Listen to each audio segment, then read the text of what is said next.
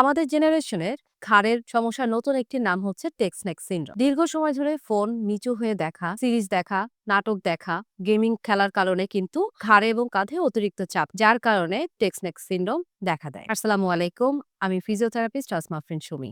কেমন আছেন সবাই? এই টেক্সনেক সিনড্রোম কিভাবে ডেভেলপ করে? আপনি যখন ফোন দেখছেন তখন মাথা নিচু করে ফোন দেখছেন, যার কারণে আপনার ঘাড়ে এবং কাঁধে কিন্তু অতিরিক্ত একটি চাপ পড়ে। কিংবা যখন আপনি জার্নিতে আছেন, তখন দেখা যায় যে ফোন আপনি সামনে না ধরে ফোন নিচু করে দেখছেন। অনেক বাচ্চারা আছে যারা ঘাড় ঝুঁকে এইভাবে পড়ার টেবিলে। যার কারণে ঘাড় এবং কাঁধে অতিরিক্ত পরিমাণ চাপ পড়ে।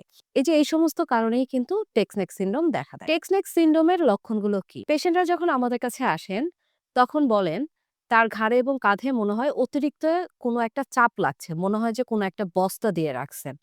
এবং মনে হয় যে ঘাড়ের ব্যথাটা টনটন করছে, মাংসপেশিগুলো টান লাগছে এবং মনে হয় যে পিন দিয়ে কেউ খোঁচাচ্ছে। এই ধরনের কমপ্লেইন কিন্তু রোগীরা আমাদের কাছে করেন। রোগীরা যখন আমাদের কাছে আসেন, তখন আমরা তার ব্যথা আসলে কতটা তীব্রতা সেটি জানি এবং তার এই টেক্সনেক সিনড্রোম ডেভেলপ করেছে নাকি সেটা অ্যাসেসমেন্ট করি, ডায়াগনোসিস করি এবং তারপরে দেখি যে তার আসলে টেক্সনেক সিনড্রোম ডেভেলপ যদি করে থাকে, সেইজন্য তার আসলে কতটা ঘাড়ের এদিকটা উঁচা হয়ে গিয়েছে সেটি আমরা দেখি। তার যে এই যে অতিরিক্ত ব্যথা, চাপ লাগা অনুভূতি, এই সকলে কিন্তু আমরা ফিজিওথেরাপি চিকিৎসা দিয়ে থাকি।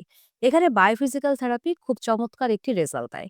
বায়োফিজিক্যাল থেরাপির মাধ্যমে আমরা পেশেন্টের ব্যথা কমিয়ে আনি এবং পেশেন্ট নিজেই আমাদেরকে বলেন যে হ্যাঁ, তার ব্যথা আগের চেয়ে অনেক কমেছে। আপনি যদি এই ধরনের সমস্যার সম্মুখীন হয়ে থাকেন, তাহলে আমাদের ইনবক্সে লিখে দিন নেক পেইন। আমাদের টিম আপনাদের সাথে যোগাযোগ করবে।